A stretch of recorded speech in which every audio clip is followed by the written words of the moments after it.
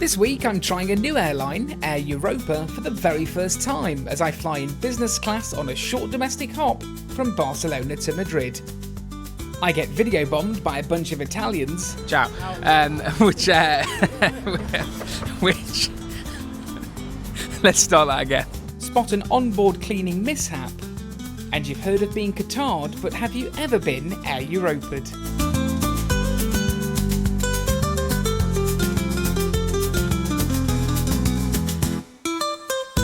Good morning from Barcelona El Prat International Airport. I'm at Terminal 1 at the moment, and today is a bit of an interesting one, to be fair. I'm flying down to Madrid, which doesn't really make much sense when you think about it.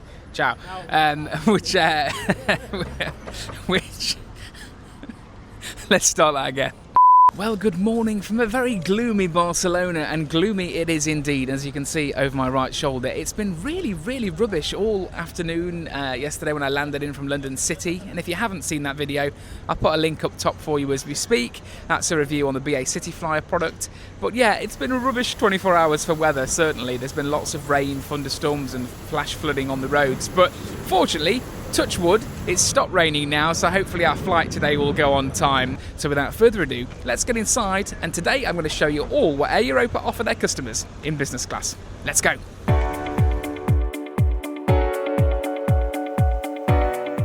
Air Europa depart here from Terminal 1 at Barcelona's El Prat International Airport, and the terminal itself is very easy to navigate. It's actually just one long walkway as you enter the building.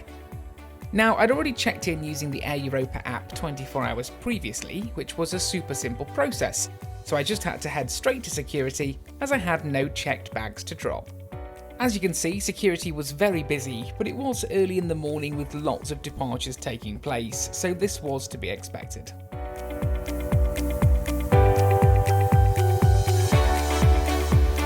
So just through security, that took about 20-25 minutes. It was really quite busy, but if there's one thing they can do at Barcelona Airport is have fun. The security team were having quite a laugh today, which I suppose in essence makes the time go a bit quicker.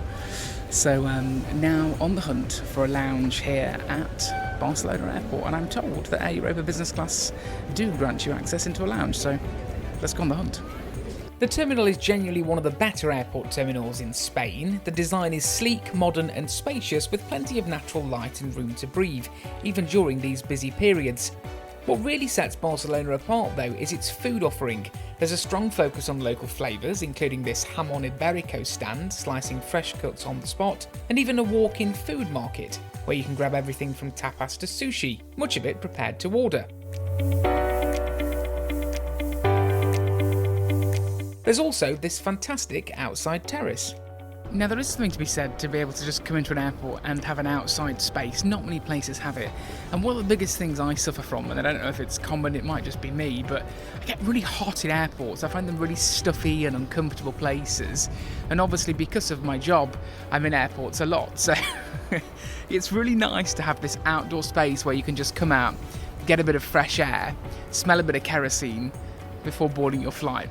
It's a real winner actually, and I think Barcelona have they've knocked it out of the park with this one, to be fair. Yes, I know what you're thinking. I thought you were looking for an airport lounge, and that's right, I was. It was incredibly difficult to find, with it not being easily signposted. This led to me walking all around Terminal 1 trying to find it. Still on the hunt for the elusive lounge, and I've had 3 different sets of directions, all contradictory directions. However, just spoken to the information desk back on this side, and he tells me it's not very well signposted and they do get a lot of questions. So very helpfully pointed me in the direction of the VIP Pau Casals Lounge. I probably nailed the pronunciation there. So let's get up there and show you what they offer there.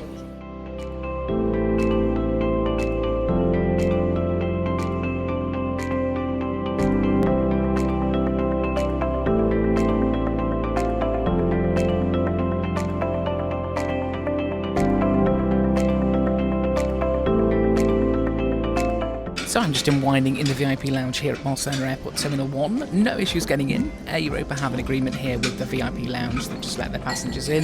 They don't have their own lounge, so this is the lounge you'll come to when you find it.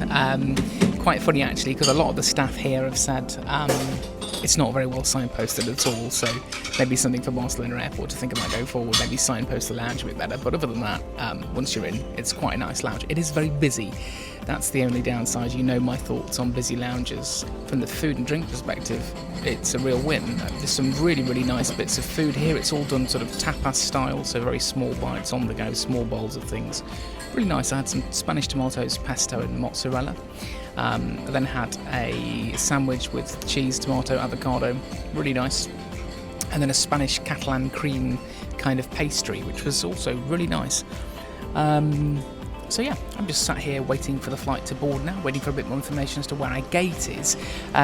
Depending on where it is, it could be quite a walk or it could be quite nearby, so I'm keeping my eyes on the board. But yeah, as a lounge goes, it's actually on the top end, to be fair, from the food and drink perspective. Of course, unfortunately, it's just quite busy today, but you know, most lounges are these days, that's the way it is. So yeah, I'm going to kick back, relax, and then we'll start that very short journey down to Madrid with Air Europa on their Boeing 787-9 Dreamliner. Roughly 20 minutes after filming that piece to camera, the lounge cleared out significantly.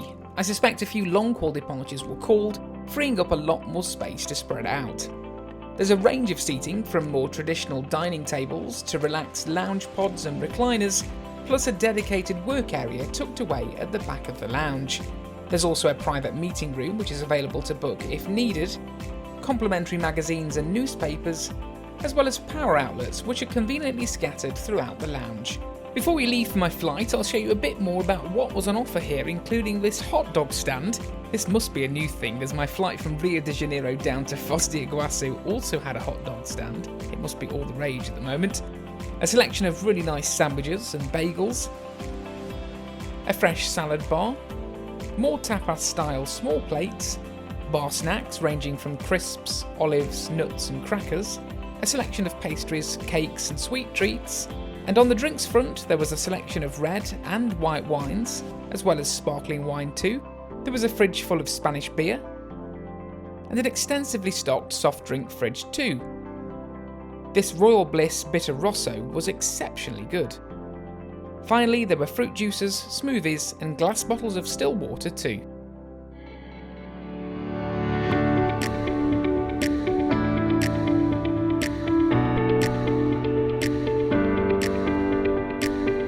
My flight today was departing from gate B62, which sits right at the far end of the concourse.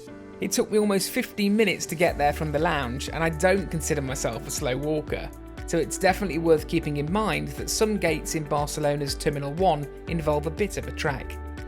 Just make sure you allow yourself enough time to get there without having to rush. When I arrived at the gate, boarding was already underway, with pre-board passengers and those requiring extra assistance being welcomed on first. Today's aircraft is a 6-year-old Boeing 787-9 Dreamliner, delivered to Air Europa back in 2019. Boarding soon continued, and I was called as part of Sky Priority Zone 1, thanks to my business class ticket. But as I scanned my boarding pass, the dreaded double beep echoed. Seating issue.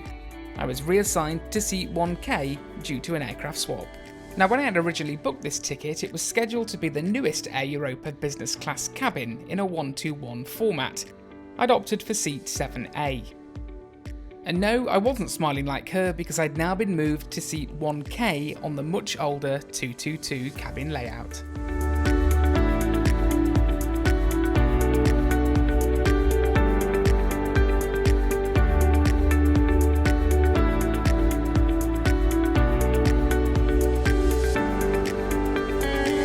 I was greeted by a crew member who truthfully didn't seem overly enthusiastic to be there, before making my way to seat 1K, the frontmost seat on the right hand side of the business class cabin. Each pair of seats shares a single overhead bin, which offers a fair amount of space for carry-ons. The seat features a blue leather headrest, with the rest of the seat upholstered in a light blue textured fabric. There's a 16-inch in-flight entertainment screen, a universal AC power outlet, headphone jack, and USB-A port. You'll also find an adjustable reading light to the left of your seat, and seat controls which let you customise your position with preset options including relax, dining and sleep modes. There's also an IFE remote to navigate the screen from your seat. A coat hook, still not sure why these exist, and a second reading light up in the overhead panel. The windows are classic Dreamliner, large with no blinds as they're dimmed electronically. Each window seat enjoys 3 windows to its area.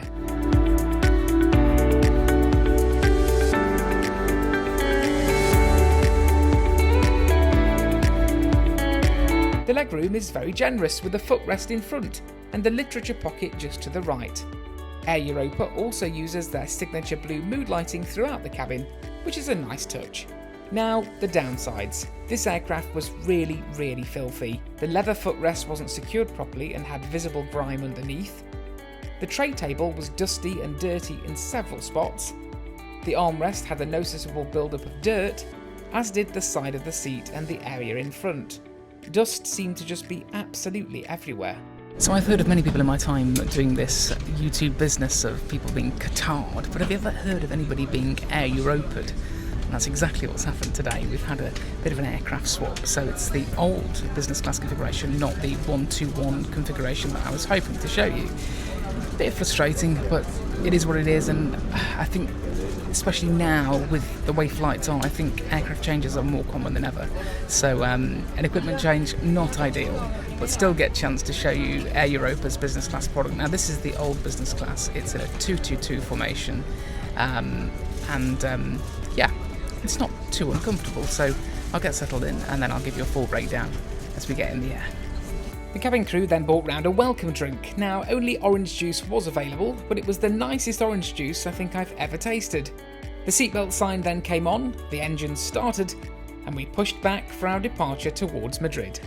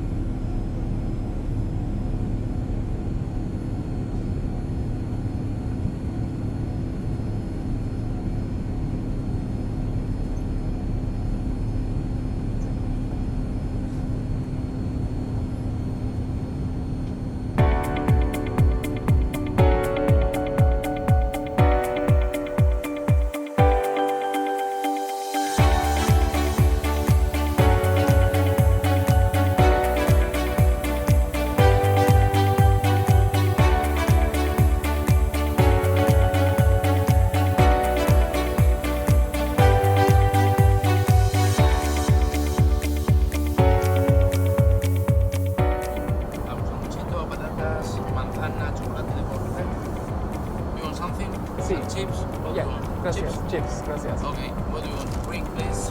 Orange juice. Orange juice. Gracias. I will be with you right now, okay? Gracias.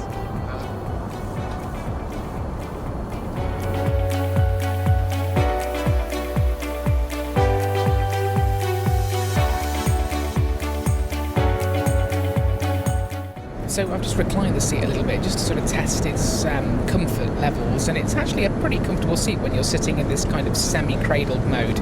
It's controlled from this panel here, and there's lots of different functions. You can there's a relaxed mode, there's the fully lie flat bed mode, and there's this sort of half and half position which I quite like. But no, it's quite comfortable. I don't know if I've got time to put it into the fully flat bed. I'll give it a whirl actually, see if I can. But no, it's a fairly comfortable seat. You can tell it's an old product. It's beginning to show its age for sure. The crew have just come around with a sort of mini service. We've got a bag of Lay's, sort of ready salted Walkers in the UK, crisps, and an actual glass of orange juice. Now, the orange juice on this flight, I have no idea who it's from or where it's from, but it is gorgeous. Really, really nice. I'm on my third, so I land into Madrid on a sugar rush. I'm reminiscing now of thin air. But no, for a little ride down to Madrid, a short flight like this, it's comfortable. Would I recommend paying over the odds for this product? No, I really wouldn't. I think if on this flight, I think off the top of my head, an economy seat at the last minute, I booked this 3 days before departure for this flight. It was about £85. And the actual business class seat, I don't know off the top of my head what I paid. I think it was £125, but as always, I'll pop the price in the comments. So for that little bit extra, it's absolutely worth it. If we're talking lots of increase in price, I've seen these seats go for £250, £300 opposed to £70, £80 in economy, then I'd recommend you give it a swerve. So yeah, not too much longer to go before we land into Madrid. I'll try and get this bed into fully lie flat mode, and I'll report more on it.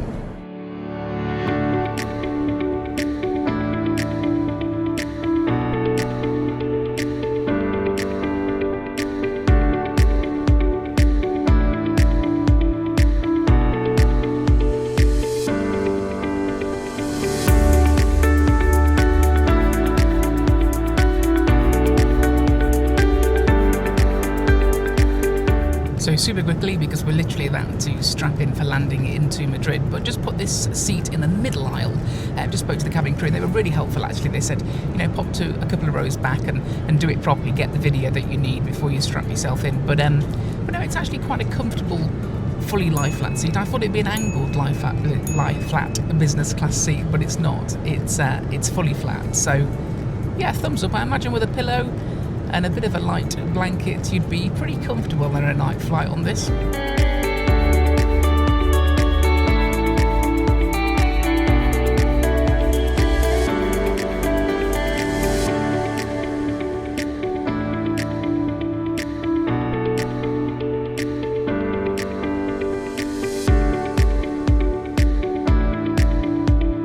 So straight back to the seat for me, because we are very close to landing into Madrid, and it's been a really nice little flight, this one on the Dreamliner. I've got a little thing for the Dreamliner, to be fair. I think it's because I used to work on it when I was cabin crew, and you always feel very good when you fly on the 787 because of the pressurisation, so it makes you feel a lot better and a lot more alert. And on a short flight like this, you don't really notice it, but it really comes into play when you're doing long hauls. So when you're on the Dreamliner, you notice that pressurisation difference. But no, it's been nice. There's a few little niggles with Air Europa, but I'll spin the camera around because we are so close to Madrid. It's unbelievable. We're nearly touching down, so I best get off this and film the landing for you. So from this 787 Dreamliner at 10,000 odd feet, I've been James Ron Oliver, and I'll see you in the next one.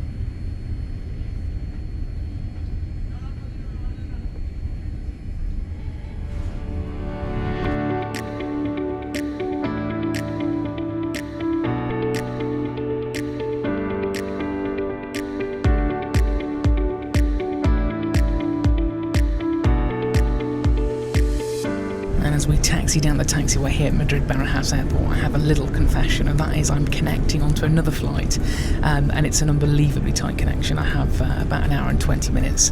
Arriving here into Terminal 2 and departing from the dreaded T4S again. So let's see what happens. Keep your eyes peeled for the next video. It'll either be a really happy one or it'll be a total disaster. What could possibly go wrong?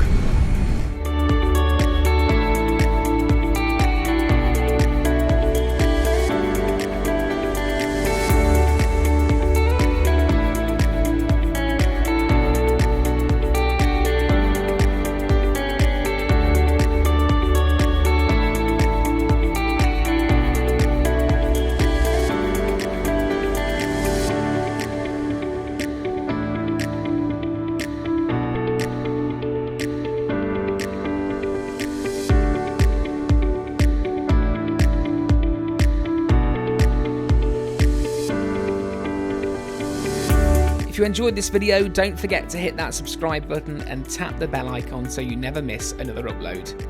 Plenty more aviation, travel and hotel content coming your way. See you in the next one.